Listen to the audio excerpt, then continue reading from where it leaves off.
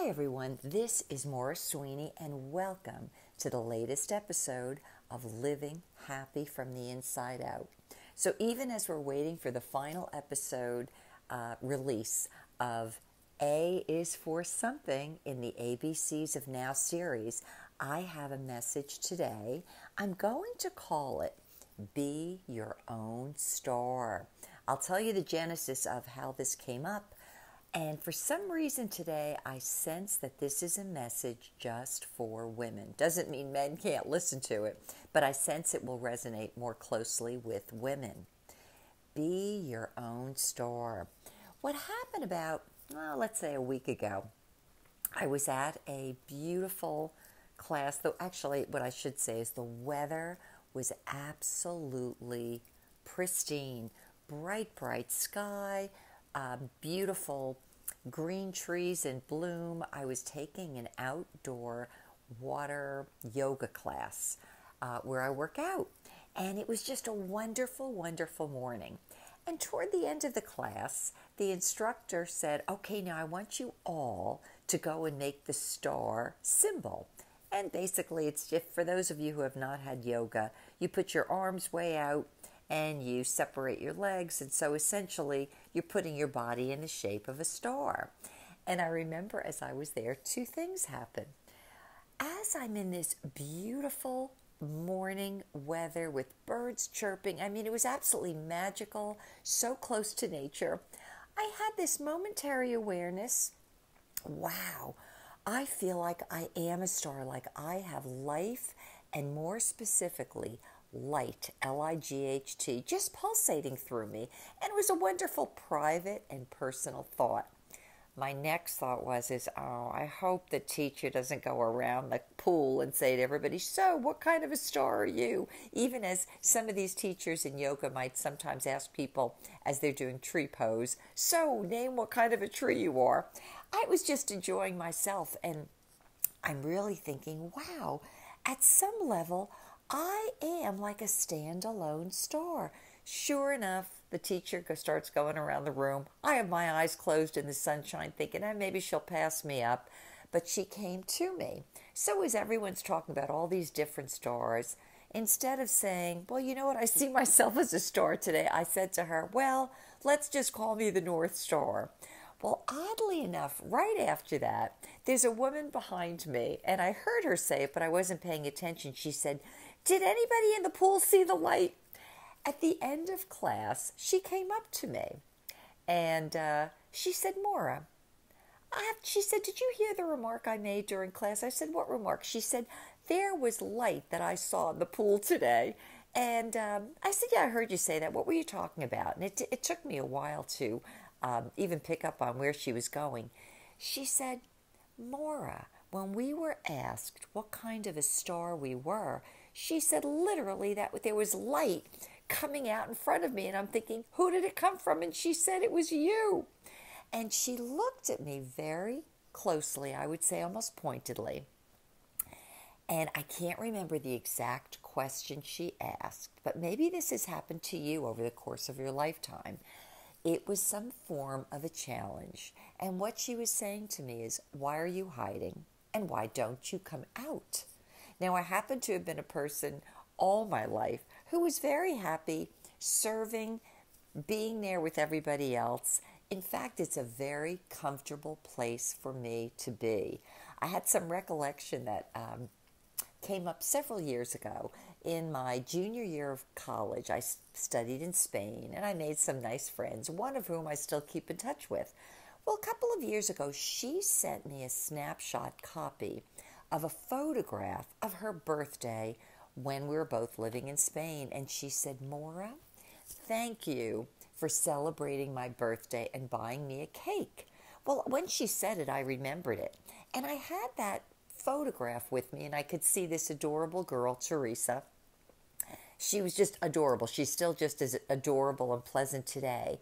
And I happened to pull the picture out, or maybe I was putting it away again, and I looked at it, and I thought, oh my gosh, I had no idea I was in the picture too, because I couldn't see myself.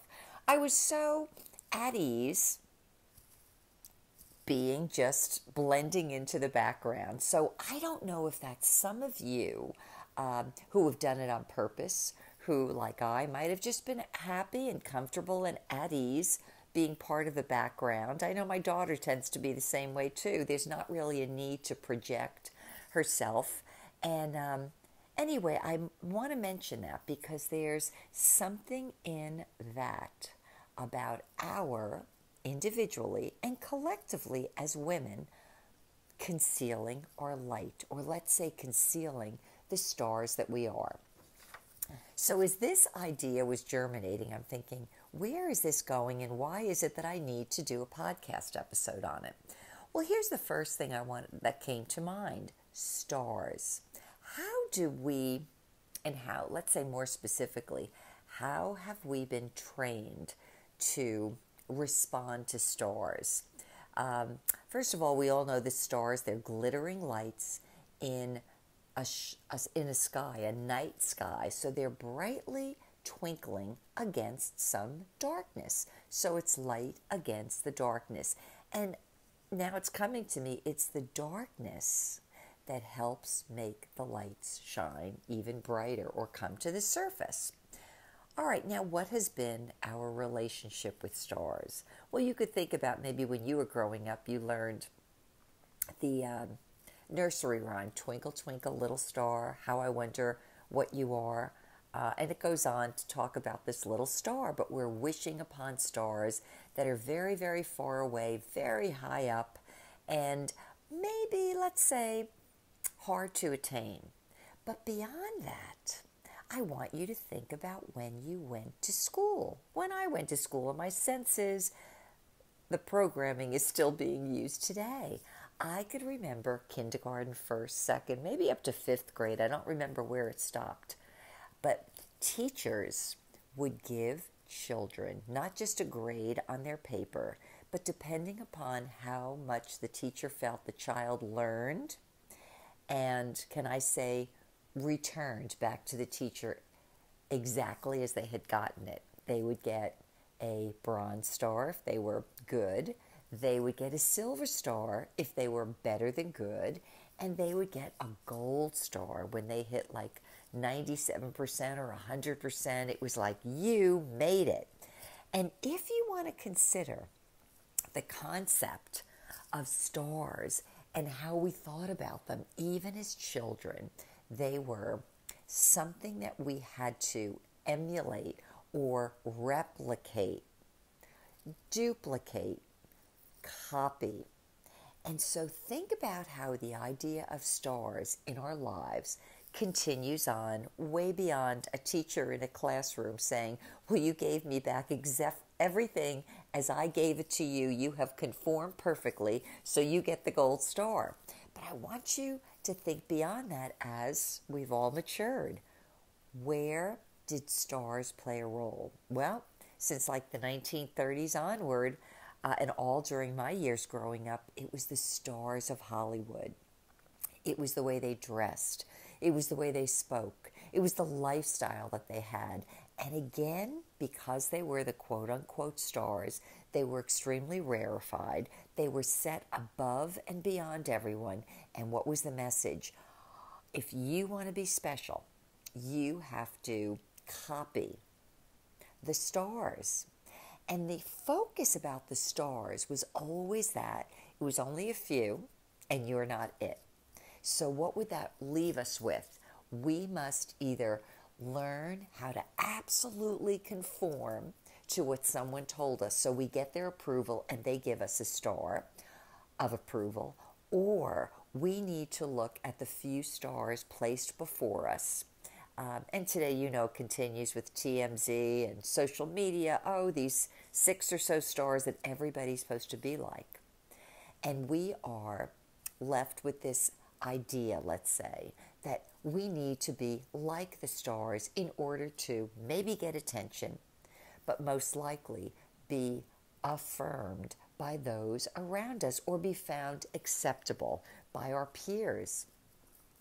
Well, if you've lived long enough or done any historic research, you would realize that many of these stars both rise and fall. Hollywood, music, wherever they may be. They may look beautiful, but oftentimes they are contrived and they're created by Hollywood. Sometimes if it was done out of New York City and the advertising marketplace, a lot of these people were almost dress-ups, if you want to think about it, like as in Halloween costumes.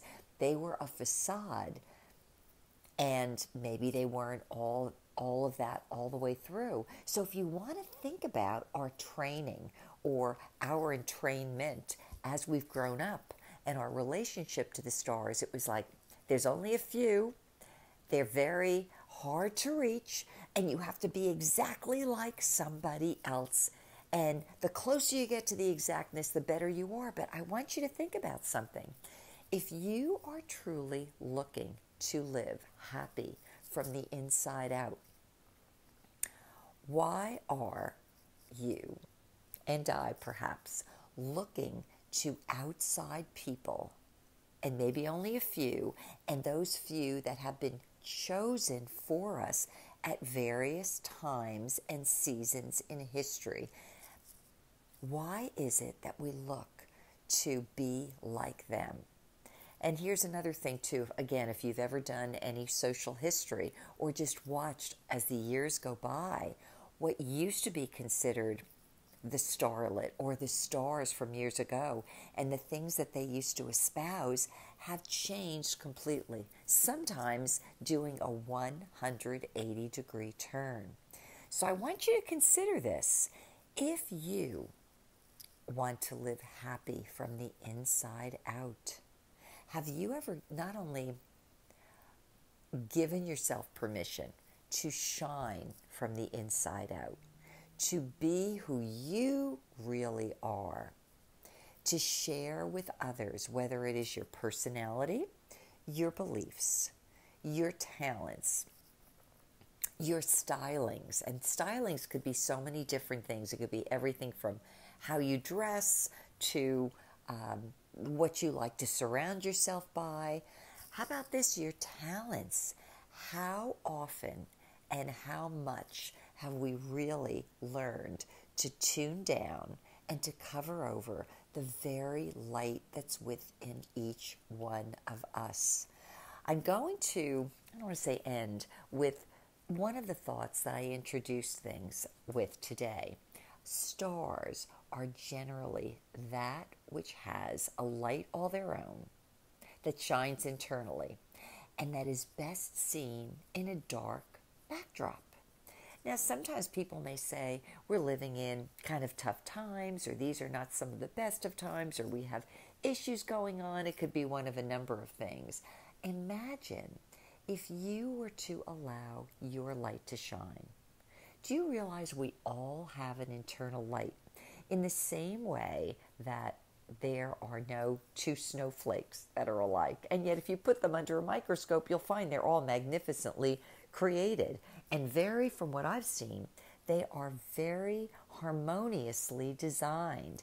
Well, the same is true, apparently, with stars. No two are alike.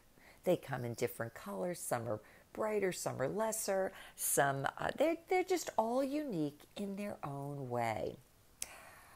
If we are on this path to living happy from the inside out, we all need to ask ourselves, and perhaps maybe I'm merely repeating to you, listeners, the very challenge that I received from this fellow classmate in my water yoga class about declaring myself as the star that I was rather than another star or somebody else's star.